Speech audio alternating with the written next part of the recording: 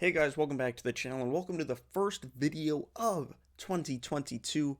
Of course, today we're going to be talking about Scream, the original from 1996. I did not get to see the new one early. God, I wish that I did, but I did not. We're here to talk about the original film that kicked off the entire franchise in anticipation for the new film coming out next weekend. We're going to talk about Scream.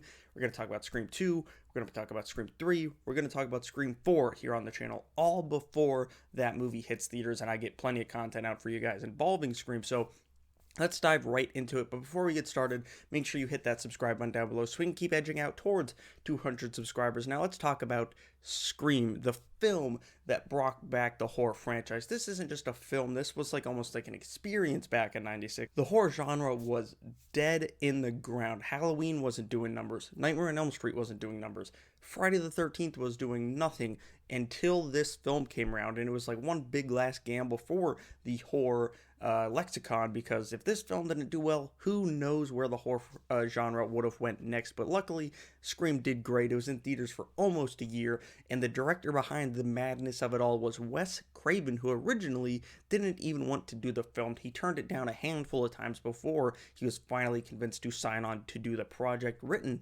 by horror superfan Kevin Williamson, who now, of course, is like a massive writer, but at the time he was just more or less a fan, and he wrote this amazing script called Scary Movie at the time, which is funny because they spoofed Scream in a movie called Scary Movie, made by the same company, I will add.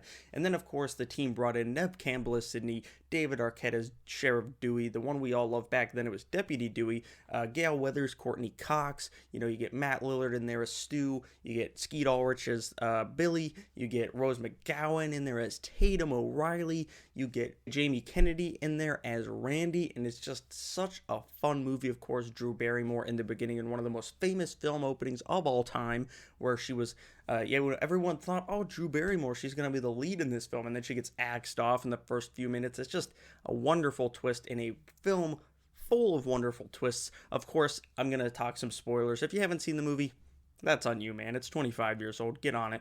Of course, the big twist that Stu and Billy are the killers. There was two killers the whole time, which leads to lots of fun, even nowadays, where you try to figure out who was on the phone, who was attacking, all this cool stuff. This film's almost like if Scooby-Doo was a slasher film. That's kind of what the Scream franchise goes, and it really is like that in Scream 3, which we'll talk about next week. But Scream is not only one of the most influential films of all time, it is my favorite film of all time. It's got some great kills, like Tatum in the garage door.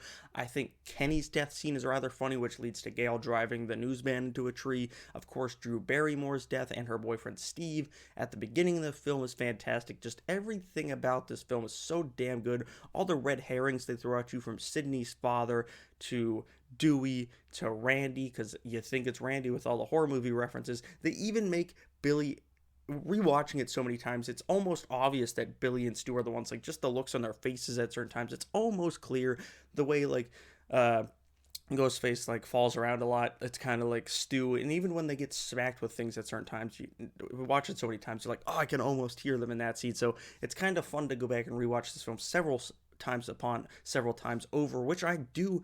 I do watch this film at least once a year. The whole franchise, it's my favorite film franchise of all time. This first one being my favorite film of all time. It's the reason I became a writer. I love Scream. It's fantastic. It's a flawless movie, and just going back and rewatching it just fills me with good memories, which is weird because people are getting murdered. Maybe I'm screwed up upstairs. We'll have to wait and see how that turns out. But Scream is fantastic. I hope the new film lives up to it, and we're certainly going to talk about the sequels in the next few weeks. But Scream, I don't do this very often, but Scream gets a 10 out of 10 from me here on the channel. One of the most influential films of all time. It saved the horror genre as a whole, and it is my personal favorite film of all time. What do you guys think of the original Scream from 1996? Did you pick up that awesome 4K Steelbook last, I think it came out in November, for the 25th anniversary of the film? Are you looking forward to the new Scream film? Are you going to subscribe to my channel to check out the reviews of Scream 2 through 4? Make sure you do that, because if not, I'm sending Ghostface over to your house. You expect a phone call. If you don't hit that subscribe button right now, expect a phone call, sir or ma'am.